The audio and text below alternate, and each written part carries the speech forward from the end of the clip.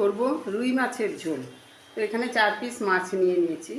তো মাছটা আমি করব, এখানে নিয়েছি আলু আর গাটি কচু, কচুর মুখী যেটাকে বলে, সেরকমভাবে এরকম আলু যেরকম কেটেছি কচুর মুখিটাকেও আমি সেরকমভাবে কেটে নিয়েছি। প্রথমে মাছটার মধ্যে নুন হলুদ মাখিয়ে নেব। দিলাম নুন, দিলাম হলুদ গুঁড়ো।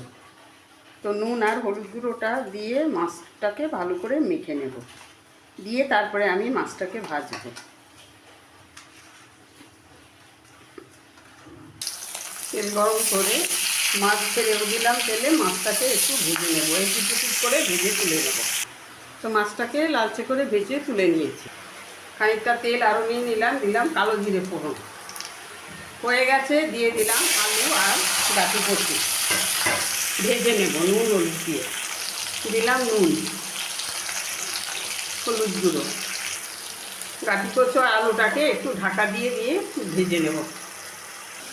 সেই সাথে মশলা নিয়েছি জিরের গুঁড়ো, ধনের গুঁড়ো, লঙ্কার গুঁড়ো, আর নিয়েছি খুব সামান্য করে একটু আদার পেস্ট। আলু আর গাটি কচু ভেজে নিলাম।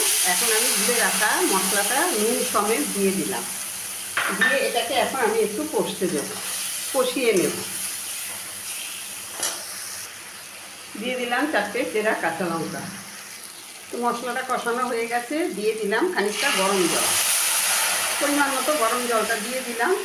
দিয়ে আমি এখন আবার এটাকে ঢাকা দিয়ে দেবো, আলুটা আর গাটি কচুটা আরেকটু নরম হওয়ার জন্য। তো ঢাকাটা সরিয়ে নিলাম।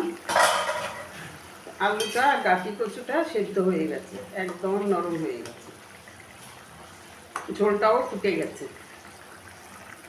দিয়ে দিলাম ভেজে রাখা মাছটা, দিয়ে আরেকটু সেদ্ধ করতে দেবো। এখন আর ঢাকবো না, এখন এমনি একটুখানি মাছটা যাতে সেদ্ধ হয় মশলার সাথে, মশলাটাও ভালো করে মাছের মধ্যে ঢোকে, একটু ফুটিয়ে নেব। কিছুক্ষণ ফুটিয়ে নিলাম, দিয়ে দিলাম উপর থেকে খানিকটা গরম মশলার গুঁড়ো, দিয়ে এবার মিশিয়ে নেব।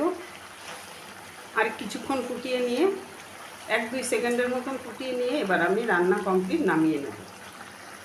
তো মাছের ঝোল নামিয়ে নিলাম। তো এটা আমি আজকে মাছ দিয়ে করেছি, গাটি কচু আলু দিয়ে মাছ দিয়ে রান্না করলাম। এটা যদি শুধু নিরামিষ করা হয় মাছ ছাড়া, সেটাও খেতে খুব ভালো লাগে। শুধু গাটি কচু আর আলু দিয়ে নিরামিষ তরকারি করলে রুটি দিয়ে এটাও খেতে খুব ভালো লাগে। আর এই তরকারিটা যদি দুপুরবেলা গরম ভাতের সাথে থাকে তাহলে তো আর